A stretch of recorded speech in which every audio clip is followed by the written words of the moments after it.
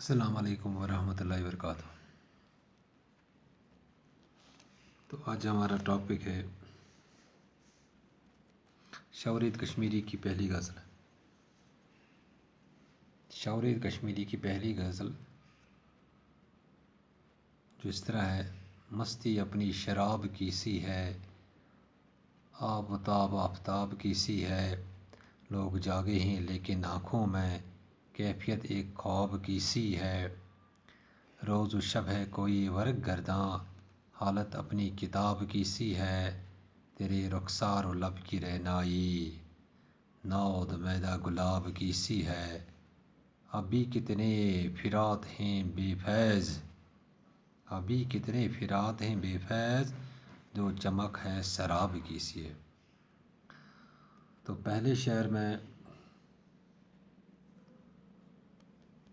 شاعر فرماتے ہیں، تو اس مطلع میں شاعر شاورید کشمیری اپنی تعریف و توصیف کرتے ہوئے فرماتے ہیں کہ میں بہت مست ہوں، مستی اپنی شراب کی سی ہے، کہ میں بہت مست ہوں اور میری یہ مستی یا مدہوشی شراب کی سی مستی کی جیسی ہے، لیکن میری چمک اور دھمک آن بان سورج جیسی ہے، گویا میں مست ہوں اور سورج کی طرح شان و شوکت سے چمکتا ہوں۔ یا چارسمہ سے بنا شعر: مستی اپنی شراب کی سی ہے، بس شراب کی پٲٹھۍ مست، شراب چیٚتھ کٔنۍ اکھ نفر مست گژھان، بس چھُس مست، آب و تاب آفتاب کی سی ہے، میٛٲنۍ چمک دمک ہسا چھِ آفتابٕکۍ پٲٹھۍ، یعنی بہٕ ہسا چھُس آفتابٕکۍ پٲٹھۍ چمکان، مےٚ ہسا چھِ آفتابٕکۍ پٲٹھۍ شان و شوکت، لیکن مست ہسا چھُس بہٕ شرابٕکۍ پٲٹھۍ۔ لوگ جاگے ہیں لیکن آنکھوں میں کیفیت ایک خواب کی سی ہے۔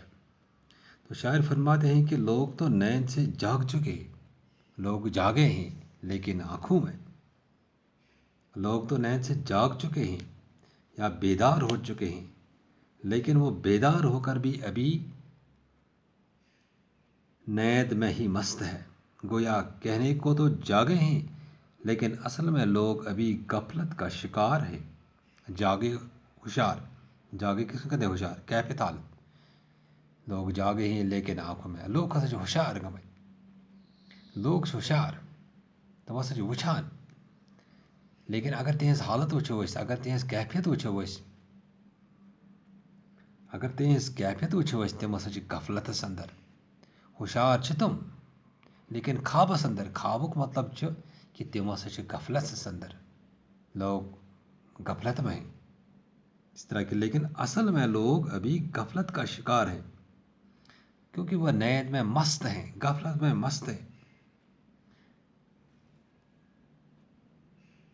روز و شب ہے کوئی ورق گرداں، حالت اپنی کتاب کی سی ہے، ورق گرداں، روز و شب، دن رات، کوئی ورق گرداں، یعنی کوئی شخص کتاب کے ورق گن رہا ہے، ورق گرداں کو کتاب کے ورق الٹنے والا، حالت اپنی کتاب کی سی ہے۔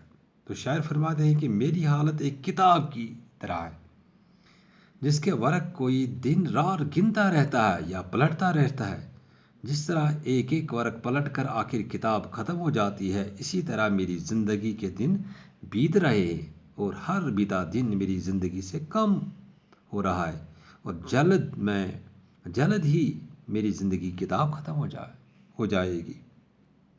روز و شب کوئی ورق گرداں، اکھ نفر ہسا چھِ گٔنٛزراوان أکِس کِتابہِ ورق، اور ییٚلہِ گٔنٛزراوان ورق اور اتھ کتابہِ چھُ ورق گژھان ختم، یہ حالت چھِ میری زندگی ہٕنٛدۍ کہ میری زندگی کے دن جو ہے وہ ختم ہوتے جا رہے ہیں، کم ہوتے جا رہے ہیں، یعنی کہ میری حالت جو ہے وہ کتاب گننے والے کی طرح ہے، کہ جو ایک کتاب گننے والے کی طرح جو ایک کتاب کے ورق گن رہا ہے۔ تیرے رخسار و لب کی رہنائی نو میدہ گلاب کی سی ہے، تیرے رخسار، رخسار کس کو کہتے ہیں؟ گال، لب کس کو کہتے ہیں ہونٹ، رینائی خوبصورتی، یعنی چانہ بتھچ اور چانن وٹھن ہز خوبصورتی یہ واریاہ زیادہ تیرے رخسار لب کی رہنائی، چانہ گھلن ہز یعنی آپ کے گھالوں کی اور آپ کے لبوں کی ہونٹوں کی جو رہنائی ہے، خوبصورتی ہے، یہ کس کی ناود میدا گلاب کی سی ہے، جو نئے پھوٹتے گلاب کی طرح. جب نیا گلاب پھوٹتا ہے تو اس کی رہنائی، اس کی چمک دمک بہت کافی ہوتی ہے. یہ اس شاعر میں شاعر اپنے محبوب کی تعریف کرتے ہیں. تو شاعر میں شاعر اپنے محبوب کی تعریف کرتے ہیں یا اپنے معشوق کی تعریف کرتے ہوئے فرماتے ہیں کہ اے میرے معشوق، تمہارے ہونٹوں رخسار لب ہونٹوں، تمہارے ہونٹوں اور گالوں رخسار گالوں کی خوبصورتی اور رونق ایک تازہ کھلے ہوئے گلاب کی طرح ہے. نود بیدا گلاب، ایک تازہ گلاب کی طرح، ایک نئے گلاب کی طرح. یعنی کہ اس شاعر میں شاعر اپنے محبوب کی تعریف کرتے ہیں، اس کی خوبصورتی کی تعریف کرتے ہیں، اس کے ہونٹوں کی تعریف کرتے ہیں، اس کے رخسار کی تعریف کرتے ہیں. ابھی کتنے فرات ہیں بے فیض، شاعر چت شعرس مز ونان کہ کتیا دریاو فرات فرات عراقس مز اخ دریاو، کتیا دریاو تم تہ یم بے فیض، یعنی جن کا کوئی فائدہ نہیں ہے، جو فضول ہے، جو چمک ہے سراب کی سے یمن مز زن چمک سہ سکہ ہند پہ ریگستانک پہ اور تاپس مز ریت سکھ چمکان، تاپس مز چمکان لیکن فائدہ چھ واتناوان کہین. تو اس شعر میں شاعر فرماتے ہیں کہ اس دور میں بھی کتنے دریائی فرات کی طرح بے معنی اور بے فائدہ ہے. وہ کسی کی تشنگی دور نہیں کر سکتے، وہ کسی کی پیاس دور نہیں کر سکتے. بالکل اس طرح جس طرح کہ سراب کی چمک دیکھ کر انسان کو پانی کا گمان ہوتا ہے. جب کوئی شخص ریگستان دیکھتا ہے، دور سے دیکھتا ہے، اس کو لگتا ہے کہ وہاں پر پانی ہے، لیکن جب نزدیک پہنچتا ہے وہاں پانی نہیں ہوتا. یہ چمک ہوتی ہے ریت کی، لیکن نزدیک پہنچ کر وہ پانی نہیں بلکہ دھوپ سے چمکتی ریت ہوتی ہے.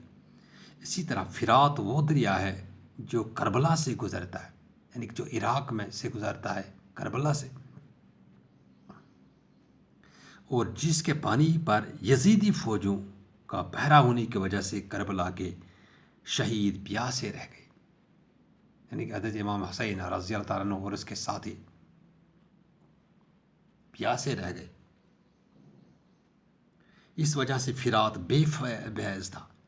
فرات جو تھا یہ بے فائدہ دریا تھا، کیونکہ اس نے اللہ کے محبوب بندوں کو،